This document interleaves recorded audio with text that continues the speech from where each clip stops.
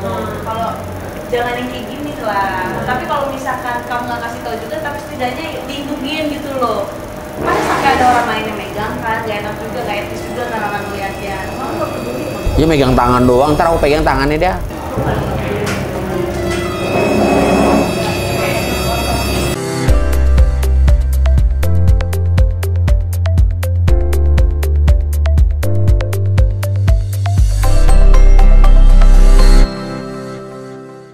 Assalamualaikum warahmatullahi wabarakatuh. Waalaikumsalam warahmatullahi wabarakatuh. Kembali lagi di YouTube channel Poppy Amalia bersama Bang Bangunan.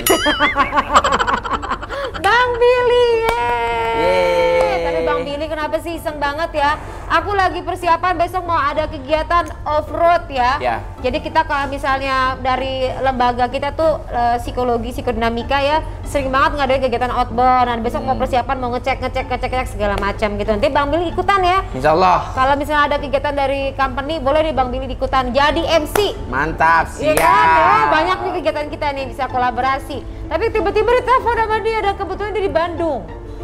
Sama aku. Kenapa sih Bil? Ada masalah apa sih?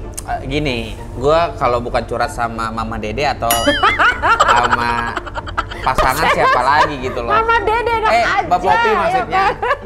Jadi gue tuh kayak sebenarnya gue ngambil pusing sih. Ya dibilang risih enggak juga. Dibilang bete enggak juga. Memang ini udah menjadi konsekuensi gue sebagai public figure. Gimana caranya gue harus berpikir positif dan terima aja, legolah bahasanya ya. Jadi gue tuh kayak diomongin sama para netizen sih, sebagian aja sih. Dibilang lah gue sama orang yang ada di samping gue ya, bisa dibilang Amanda Manopo cuma sekedar ya settingan belaka, terus juga gimmick lah atau apalah segala Sekedar macam. naikin konten gitu ya? Iya, gue waktu pasangan sama yang pertama, adiknya artis ternama, gue dibilang settingan. Adanya Raffi? Ya, gue waktu itu kasus yang seolah-olah gue merebut yang bukan hak gue dibilang settingan.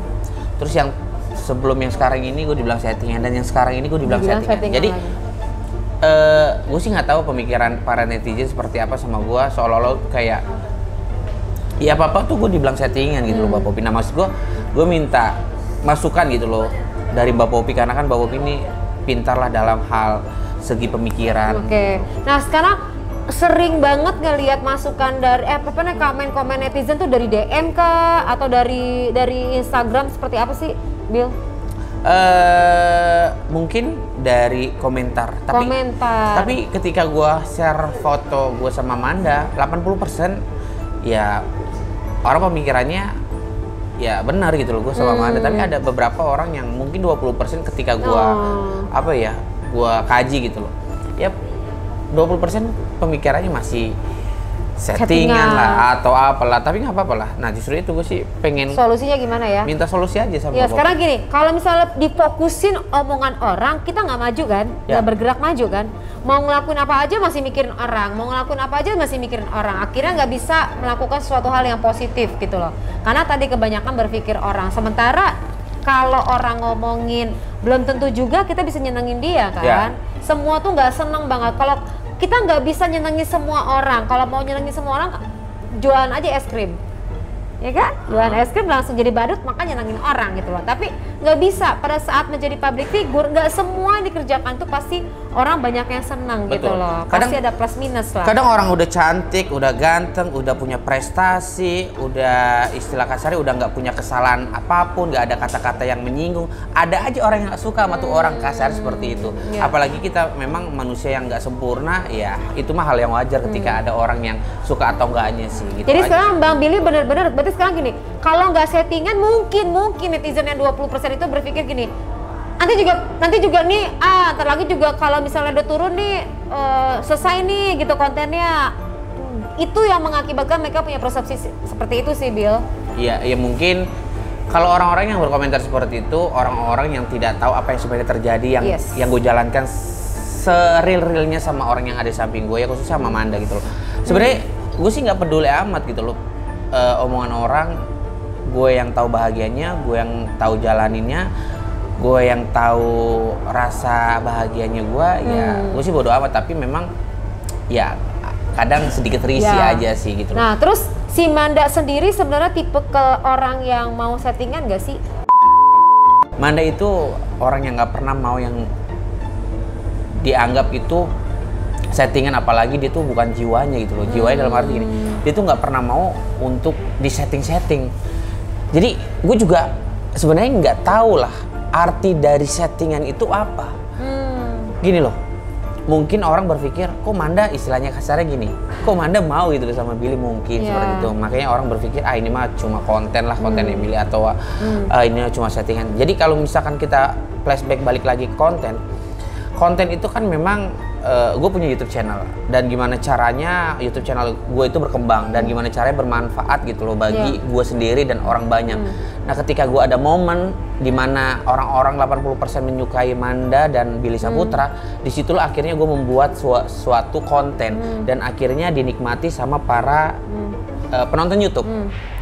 Dan mungkin dari 80% yang tadi gue bilang, 80% orang suka sama konten gue perihal gue sama Manda, dan 20%-nya bisa dikategorikan orang nggak suka sama gue atau menganggap gue settingan, yaitu balik lagi sama orang tersebut. Jadi Manda ini orangnya nggak bakal mau settingan karena dia idealis ya? Sangat-sangat idealis. Jadi memang berarti ya lu deket sama si Manda ini real? Real. Gue deket sama siapapun real. Real? Real. Berarti kalau real kayak gini ada nggak niat ke arah yang lebih serius, Bill? Setiap gue mempunyai pasangan sebenarnya niat banget itu gue berhubungan, pengen langgeng dan berniatan untuk ke jenjang yang lebih serius. Tapi kan memang kita balik lagi, jodoh itu di tangan Allah. Jadi kita sebagai manusia jalanin apa yang harus kita jalanin. Ada planning nggak sih, Bill? Wah, gue tuh sebenarnya ada di benak gue tuh ada planning.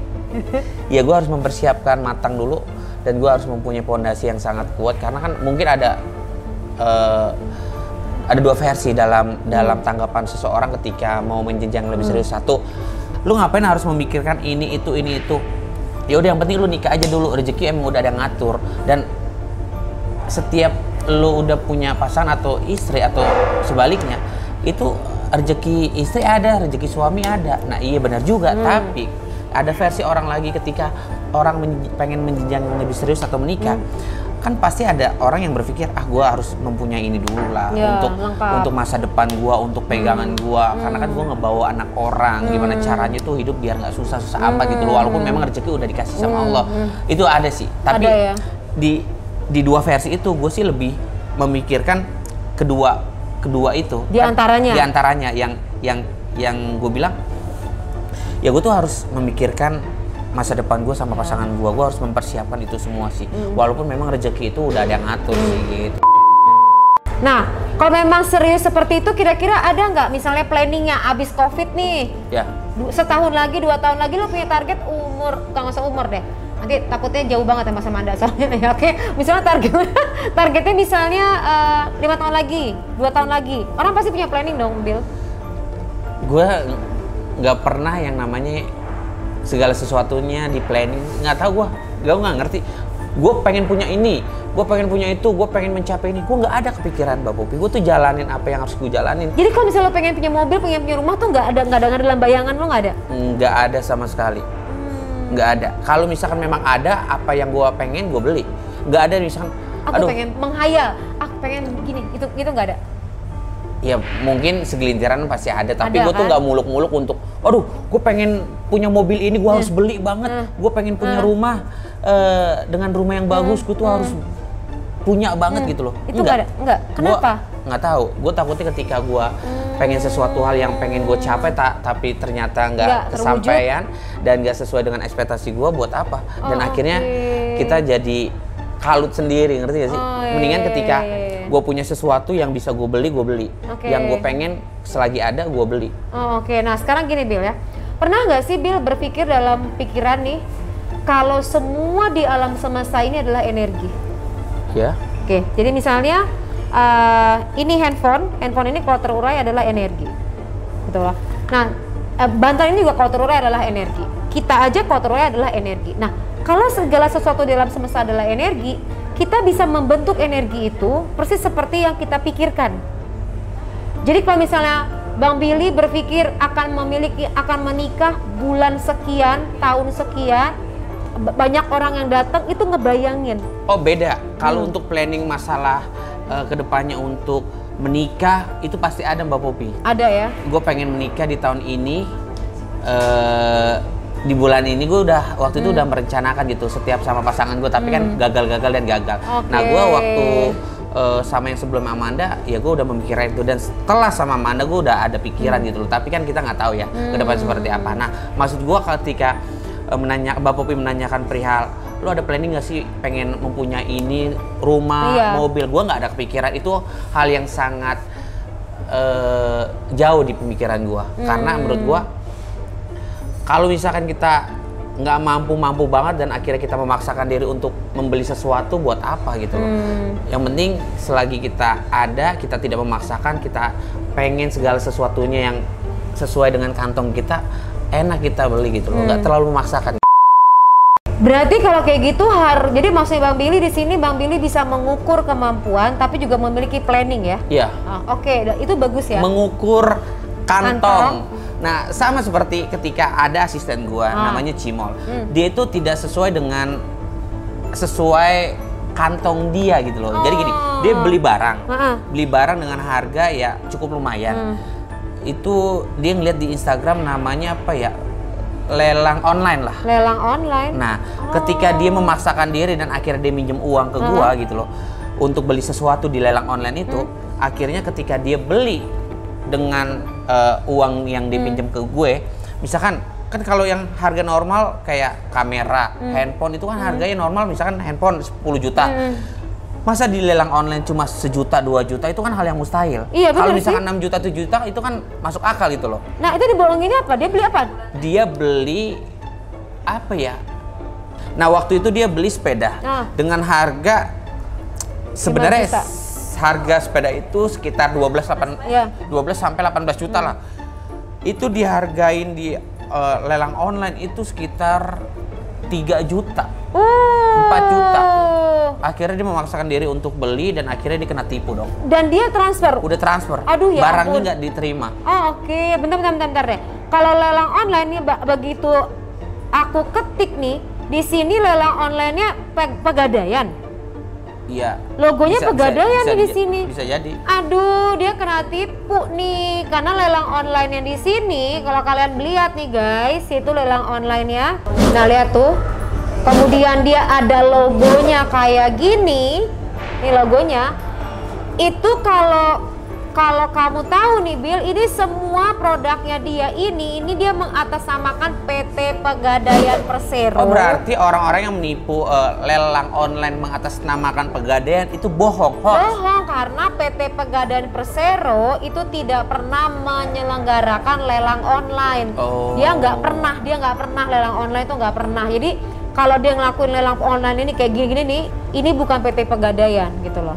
PT Berarti Pegadaian banyak Persero. orang-orang yang kena tipu dengan online Pegadaian. Banyak banget. Lelang online Pegadaian maksudnya? Iya, lelang online. Pokoknya itu kalau misalnya orang itu bilang ada lelang secara online, itu bohong. Semuanya nggak ada. Pegadaian nggak pernah yang namanya lelang online. Jadi kalian jangan sampai uangnya tergiur dengan namanya barang-barang harganya murah, tergiur dengan benda-benda harganya murah, padahal itu bohong dan uangnya akhirnya hilang. Jadi harus benar-benar waspada untuk tidak dikecewakan, untuk tidak dibohongi. Iya, berarti benar. Ini nggak masuk akal Mbak Popi.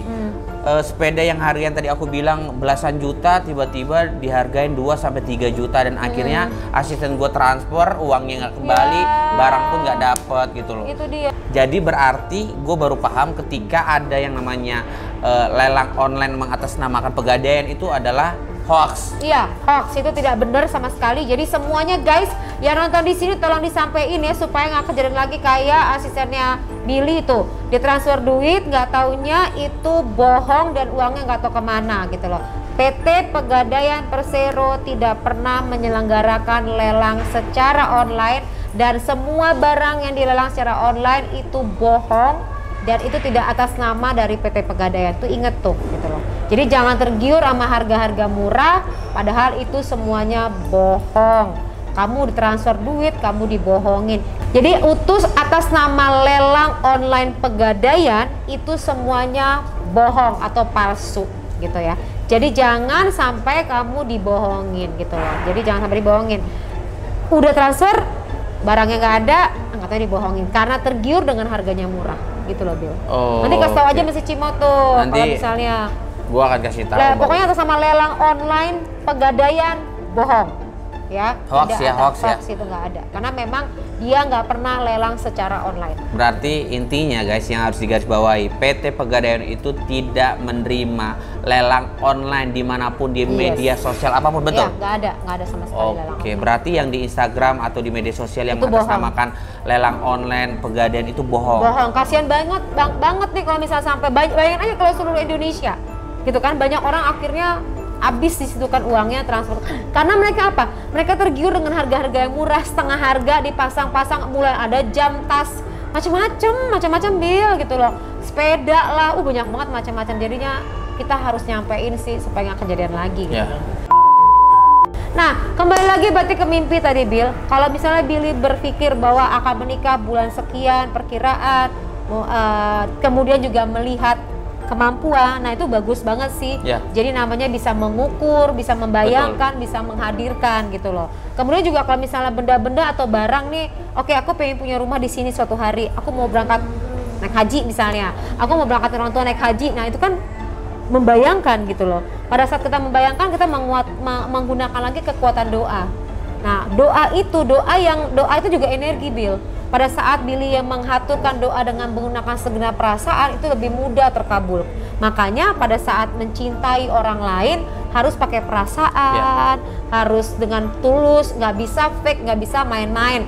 Tapi bicara mengenai main-main, kenapa kemarin bikin si Manda nangis? Yang mana? Oh, yang di acara OPJ. Kenapa sih Bill jahat banget sih Bill, ya ampun, tega banget sih Bill. Jadi di acara televisi gue tuh udah kong sama produsernya. Dan kebetulan gue lagi nongkrong sama produsernya, ada Manda juga di samping gue, di samping percis. Tiba-tiba produser itu bilang, Manda. Tuh ada yang jawab. Kamu nggak denger sayang? Tuh. Makanya aku cerita dulu ya, aku nggak bohong. Emang dengerin aku dulu, bukan ngomongin masalah ke kamunya, dengerin aku. Jadi produser itu bilang sama aku, ngomongin pelan-pelan, Bill, gue pengen ngerjain Manda, gue datengin ondel-ondel, kira-kira gue kasih tahu Manda apa enggak? Gue bilang kayak gini, mendingan gak usah kasih tahu karena biar nangis beneran, terus biar dapet banget ekspresinya. Nah gitu, dia nggak tahu, kamu nggak tahu kan aku ada omongan gitu, maksud aku sumpah. Nah ketika dia kan trauma banget masalah ondel-ondel itu. Nah itu bener banget tuh, mesti paling takut. Billy janganlah main-main masalah ondel-ondel gitu. Gak cuma itu sih, dia tuh paling gak suka ada orang yang ribut, bentak-bentak segala macem. Dia tuh ketakutan sendiri. Nah ketika di dalam program itu gue tuh kayak bentak-bentak, marah-marah, dan akhirnya ada ondel-ondel, itu kayak trauma gitu, nangis. Iya, nangis banget. Jangan lagi lah Billy kayak begitu Billy. Maafin aku yang. Sayang. Manda, mau kemana Anda? Nggak, balik ke Jakarta jauh Manda. Dibalik ke Jakarta Manda. Itu sih Mbak Popi. Intinya ini kan cuma profesional gue aja sih dari panggung. Gue harus memainkan peran itu. Tapi aku aja nangis, kamu juga nggak perlu tenangin aku. Apa yang kamu lakuin? Daripada aku meluk kamu, mendingan aku meluk Cimol. Tapi apa yang kamu lakuin? Emang dia ngelakuin apa Pan? Ngevideoin aku sampai nangis. Tuh, lo emang jahil sih. Dia akhirnya bilang sama gue dong Mbak Popi, aturan ya yang kalau kamu tahu aku nangis, trauma, aku gemeter, kamu tuh sebagai pacar aku peluk aku, kenapa kamu malah videoin? Biarin, aku seneng videoin kamu. Seperti perasaan kamu Manda digituin? Kecewa. Aku bilang tuh tadi aku, makanya kamu kalau ada apa-apa bilang dong sama aku. Kalau jangan yang kayak gini lah. Tapi kalau misalkan kamu nggak kasih tahu juga, tapi setidaknya lindungin gitu loh. Kan sampai ada orang lain yang megang kan, gak enak juga, gak etis juga orang ngeliatnya. Dia megang tangan doang, ntar aku pegang tangannya dia. Kamu nggak peduli gimana coba kamu ngomong? Kamu nggak peduli sama Manda?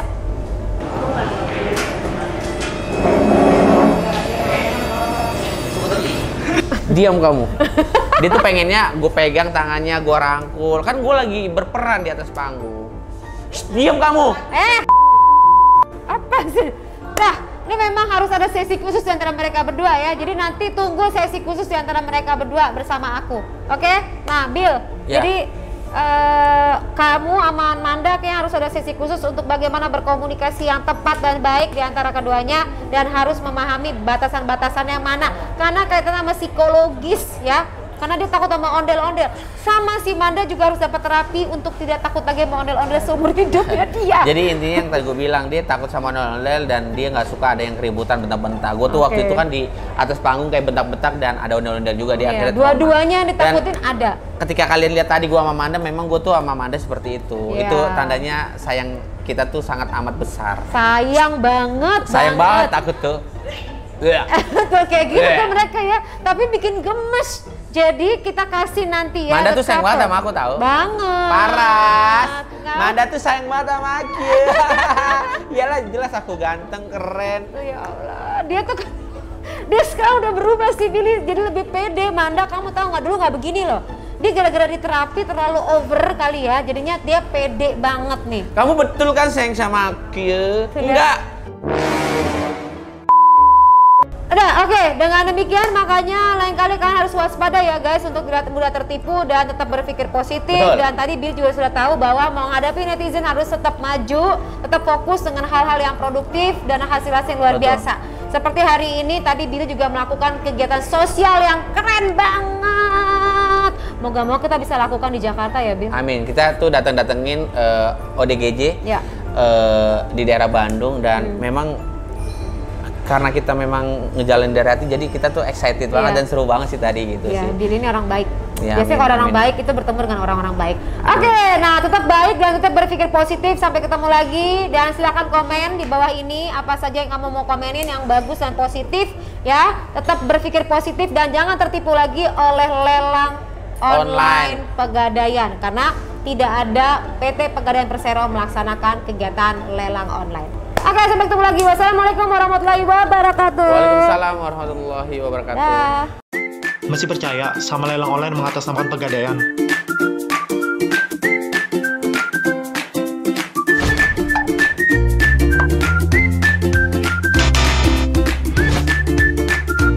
Pegadaian tidak pernah melakukan lelang online, baik di Facebook, Instagram, dan media sosial lainnya.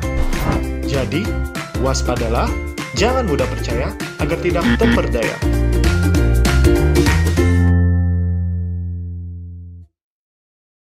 Pegadaian.